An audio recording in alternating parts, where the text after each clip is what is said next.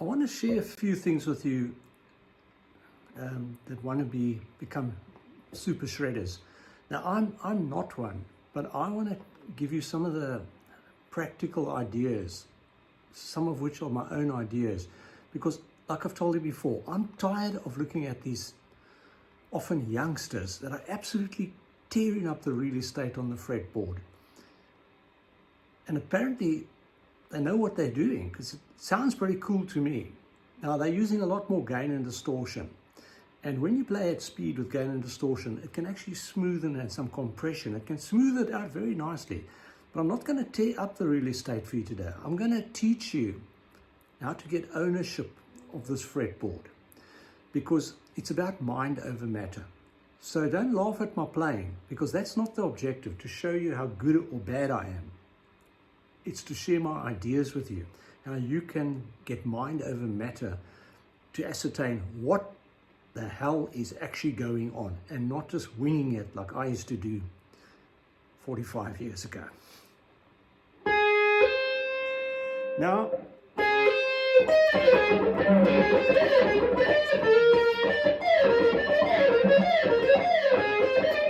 so now you can see how bad I am. But do you know what I just did? Do you really know what I tried to do?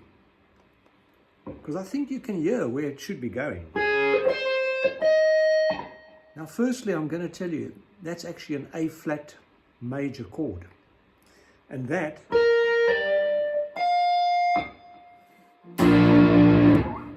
is actually a B flat major chord. It's a triad played on one string. Now, if you don't know what a triad is, let me just tell you. If I took C major and assigned notes to it, 1, 2, 3, 4, 5, 6, 7, 8. The notes 1, 3, and 5 make up a major chord. 1, 3, and 5. Do, re, mi. 1, 3, 5. It's a major chord, and a minor chord is 1 flat third 5.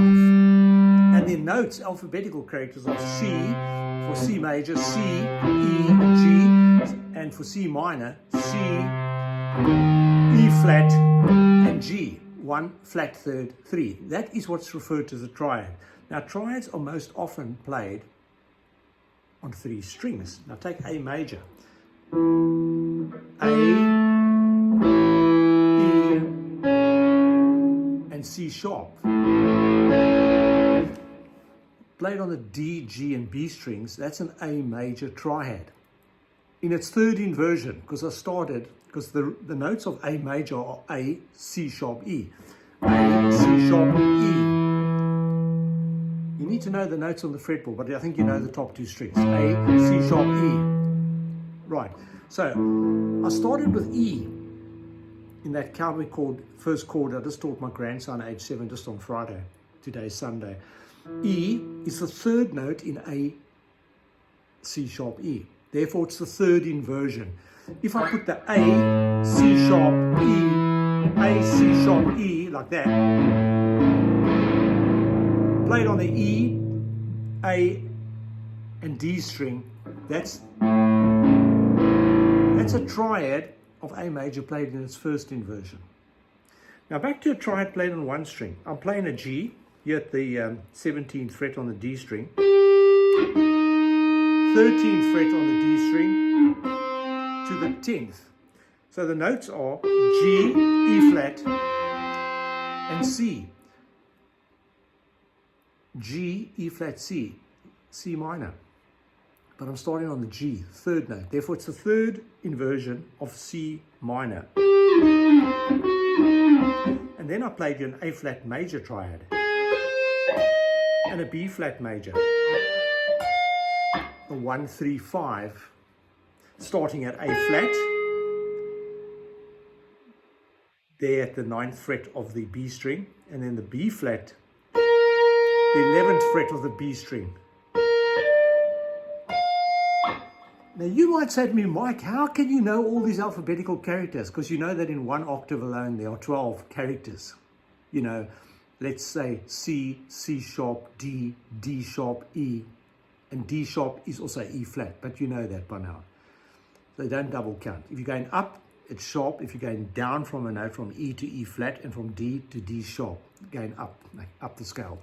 Okay, so there's 12, as signified from an open E string to there. You're coming back to the root there. That's the 13th note effectively, because an open string is the E, and then you got 12 semitones or half steps. How on earth, if you wrote out all the triads of every single chord, you're going to fill up a lot of paper. And then you've got to get it into your mind, and then you've got to know the notes on the fretboard, of which is 132 depressible notes. I know you're going to start saying you're going to get your mind in a mess. Well, let me show you something that I discovered when I was 16 years old, which happened to be 49 years ago. My late mother was a amateur pianist, and she bought an organ. And when I was 16, I'd been playing guitar for 2 years, and I wanted to teach myself how to play the keyboards because I'd never learned. I knew where the C was, because it was the note before those two black notes. Depends which way you look at it on the keyboard. I knew that from the girl next door that was 2 years younger than me, because she played piano. They also had a piano, and it was like a challenge between us when we were 10 years old. But now I'm 16, and I want to teach myself to play a very basic song. It was actually the theme of Romeo and Juliet movie that I saw. A Time for Us. And from memory, I think the song was in A minor. I then taught myself the song on guitar by ear, because I had advanced enough on guitar. So I needed to know how to play it on the keyboards. So I put my finger down on the A there, and I knew the triad, not that I knew what a triad was, but I knew what A minor was, and I worked out what notes made up that chord. An A,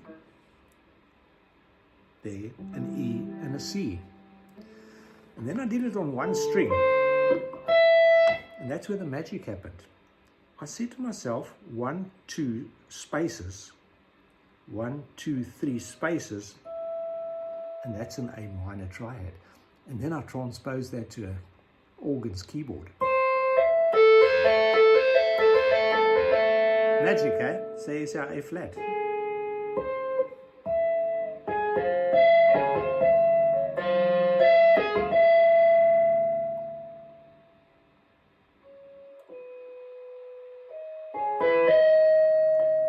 There it is. Because I counted the spaces now. 1, 2. So if there's 2 spaces, I'm playing minor. And if there's 3 spaces, then depressed, and then 2 spaces, it's major. It's that simple. And that's how I taught myself a few chords or triads on a keyboard. Fast forward 49 years, just recently, I was working on this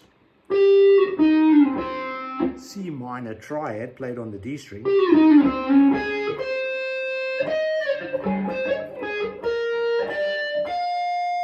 To the B flat, because I saw this fella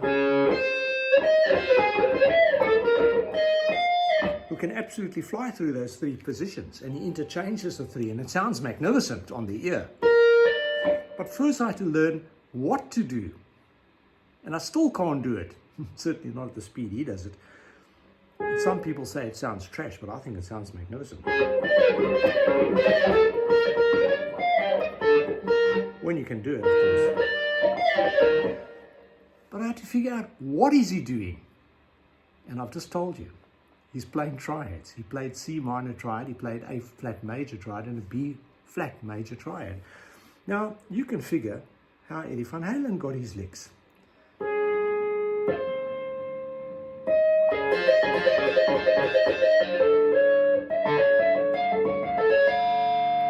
Because you can go figure. 1, 2, 3 spaces, then you've got a minor chord, 2 spaces. And if you have 3 spaces and then 2 spaces, you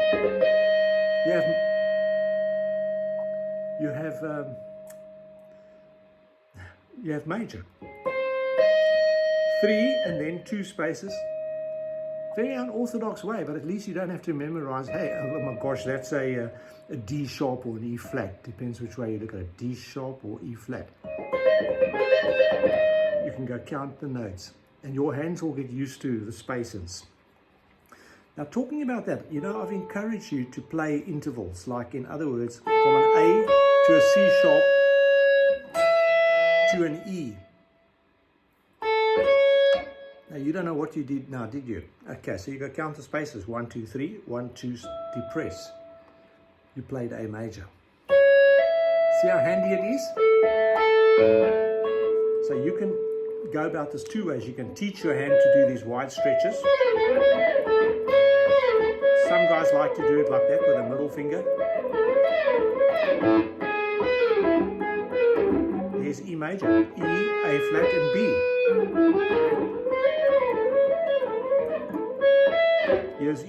Here's E minor,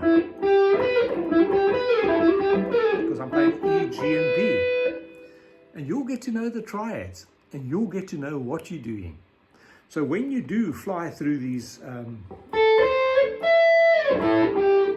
or you might do what I've just done. You might play A major to E minor.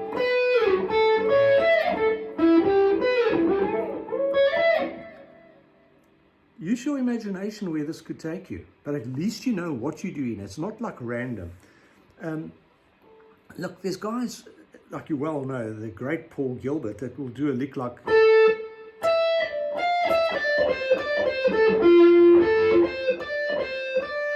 a 16-note sequence, right?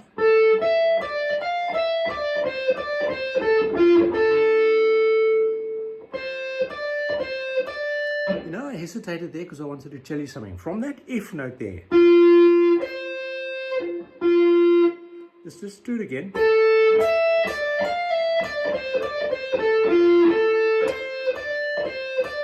From that, you know, I couldn't get that when I first heard that lick, and then Paul plays it in 16th note triplet.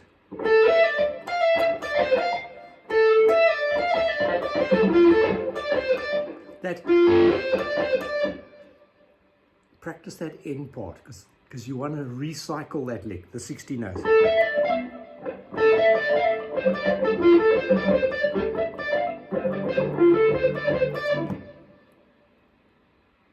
You watch the Paul Gilbert videos for that, and he taps his foot.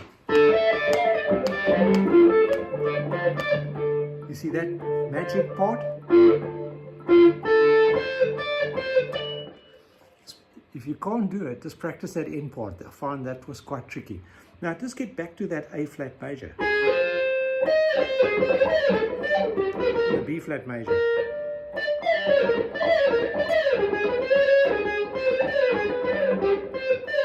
Now, these stretches take a while, eh? I mean, you know, I couldn't even get my hands to do that anymore.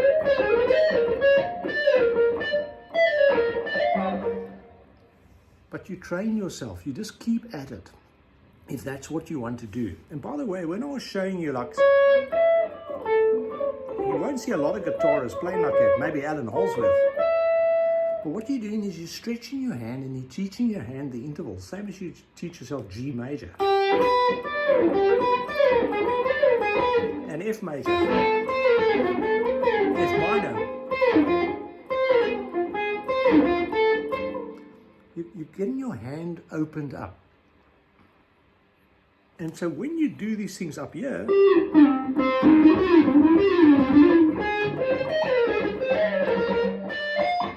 they're going to start coming a bit smoother. Already, I think you saw a marginal amount of progress just in the last 10 minutes.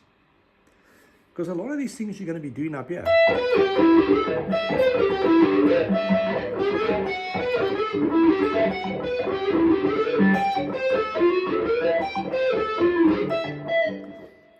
Now, I don't play like this and I don't do it often, but maybe you will, because you're a lot younger than me. Or maybe you're older and you want to play like that. Especially when the band's going like...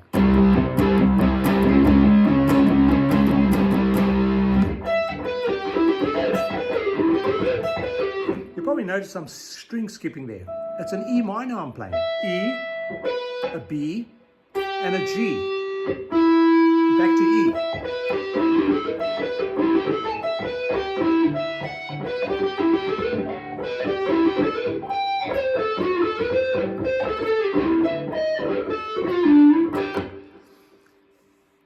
Giving you some food for thought, some ideas. So there was some string skipping, clearly.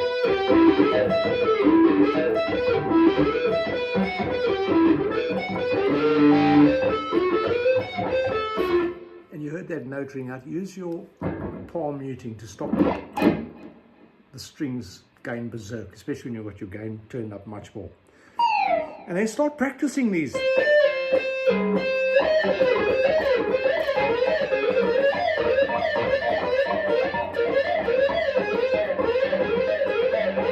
Maybe you'll become the next super shredder that the world says, what was that, you know?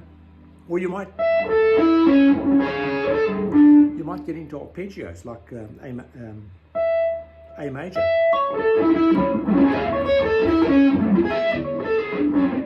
G minor.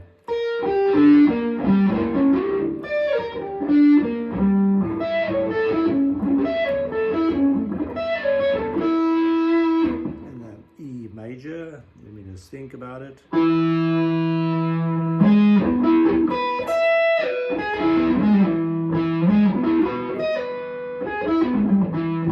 E major 7th. Because I played the major 7th instead of the root.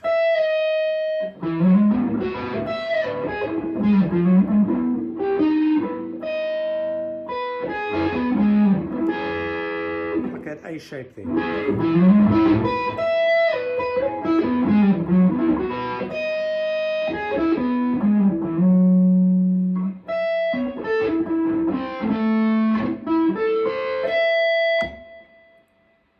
That's an A minor.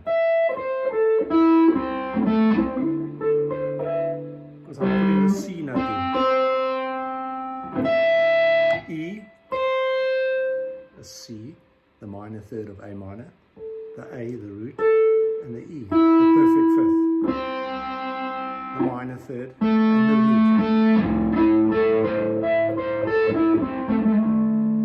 root. Just some ideas. Those arpeggios, broken up chords. I'm just playing 2 sets of triads, but linked together. Look at the Australian who lives in LA, Frank Mbali, probably the world's best arpeggio sweep.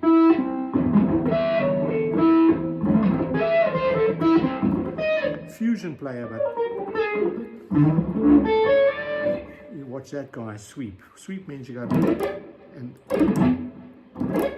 your fretting, your picking hand goes in one direction.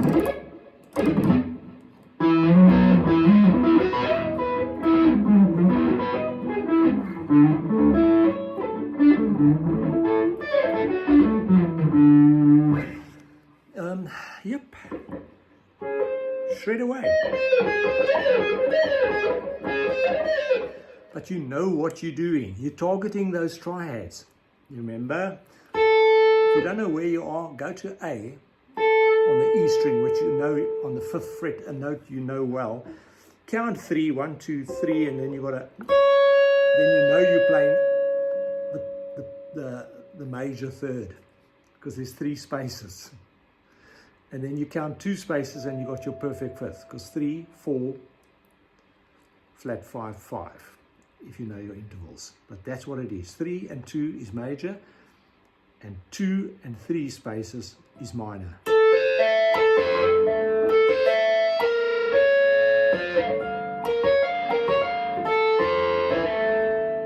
And if you haven't got long hands on your fretting hand, you tap. Magic, eh? I hope that I get some positive comments from you and you're honest enough to admit you didn't know some of the stuff. If you do, then good luck on you. It's taken me a long while to figure out, as I said, 49 years. I'm not saying it's my playing style, but as I said right up front, I'm trying to help younger and older people, or guys and ladies and whoever you are my age, because the joy is massive. And when you're actually performing live, you will find you will actually do it better than when you're practicing it. Because when you're practicing, you're thinking too much. But you need to think to understand what you're doing. Remember, I'm repeating myself because I'm hypnotizing you. Because, jokes aside,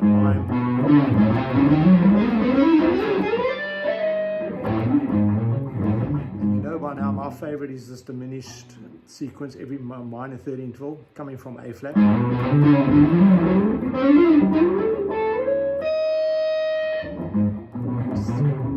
Acker, Alan Holdsworth style stuff.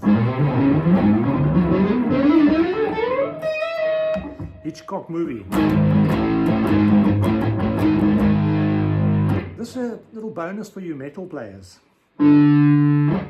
6 scales for metal players, over D major, yeah? In that they would normally have their top E string tuned to a D, but I've just left this guitar in standard tuning, but you got this. Firstly, A minor.